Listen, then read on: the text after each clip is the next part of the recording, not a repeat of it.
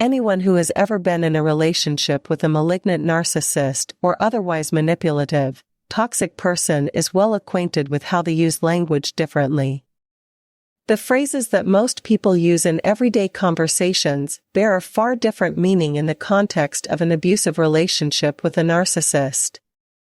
As Carrie Barron MD notes, current thought challenges the notion that narcissists secretly suffer from low self-esteem or insecurity, or that they suffer as much as we thought in the ways that we thought. Recent findings indicate they take pleasure in successful manipulations. Putting down unsuspecting, soft-hearted souls in their midst is a sport. They truly believe in their superiority even if objective evidence does not back it up. When you're dealing with an empathy-deficient individual with a high sense of entitlement and a sadistic need to bring others down, conversations become crazy-making minefields meant to psychologically terrorize and divert you. In fact, to decode a narcissist's language requires listening more to their actions than their words. When a narcissist's words are translated into their actual meaning, the results are frankly disturbing. Here are 12 common phrases narcissists use and what they actually mean. The first, I love you. Translation, I love owning you. I love controlling you. I love using you. It feels so good to love bomb you, to sweet talk you, to pull you in, and to discard you whenever I please. When I flatter you, I can have anything I want. You trust me. You open up so easily, even after you've already been mistreated. Once you're hooked and invested, I'll pull the rug beneath your feet just to watch you fall. Second, I am sorry you feel that way. Translation, sorry, not sorry. Let's get this argument over with already, so I can continue my abusive behavior in peace. I am not sorry that I did what I did, I am sorry I got caught. I am sorry you're calling me out. I am sorry that I am being held accountable. I am sorry you have the emotions that you do.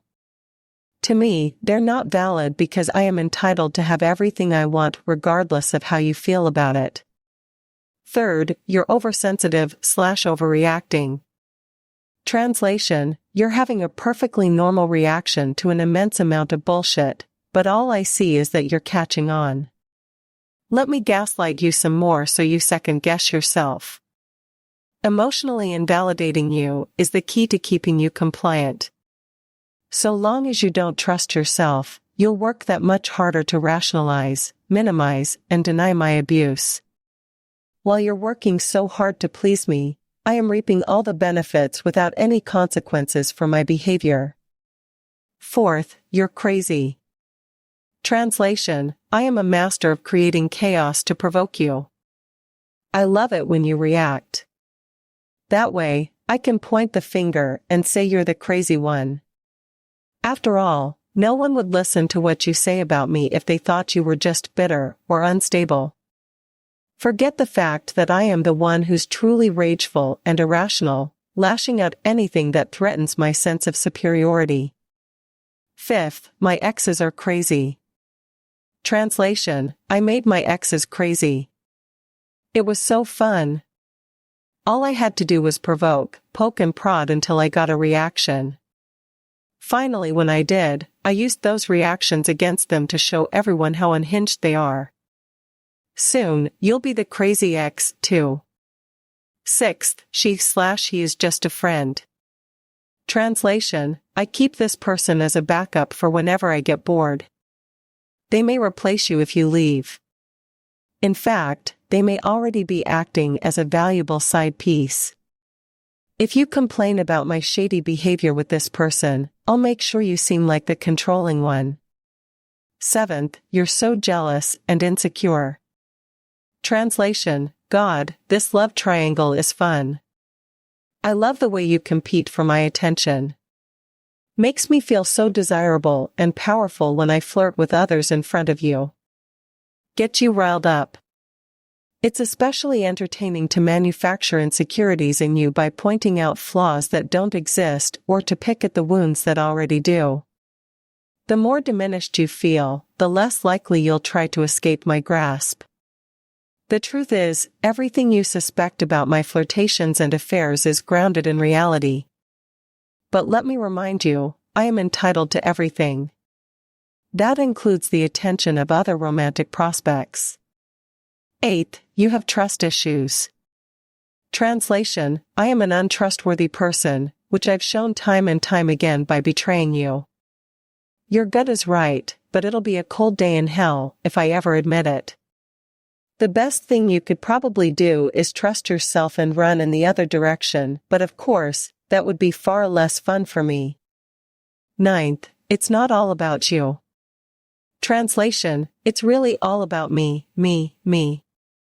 If you ever turn the attention back to your own needs, I'll make sure to project my own self-centeredness onto you. I'll make you feel guilty and ashamed of having these needs in the first place, because I'll never be able to fulfill them. I just don't have the emotional equipment to do so, nor do I want to, because it takes the focus away from the person who's really important. Me. 10th, why can't we remain friends? Translation: I really don't like losing members of my personal harem. I'd prefer to keep you on the back burner in case I need to use you in the future. Plus, collecting exes is a hobby of mine. It's so convenient to be able to reach out to one whenever I am feeling especially bored. Who knew being friends could be such a great way to prevent losing valuable sources of supply so easily? 11th, no one would believe you. Translation: I've isolated you to the point where you feel you have no support. I've smeared your name to others ahead of time, so people already suspect the lies I've told about you. So yes, some people may not believe you, especially the ones who still think I am an amazing person. Especially the people who continue to enable me. There are still others who might believe you, though, and I can't risk being caught. Making you feel alienated and alone is the best way for me to protect my image. It's the best way to convince you to remain silent and never speak the truth about who I really am. 12th, you'll never find someone else like me. Translation: if you never find someone else like me, that's a good thing. There are empathic people out there who will treat you far better than I ever did. But I'd never want you to find them or discover your true worth. I'd prefer you to keep pining after me.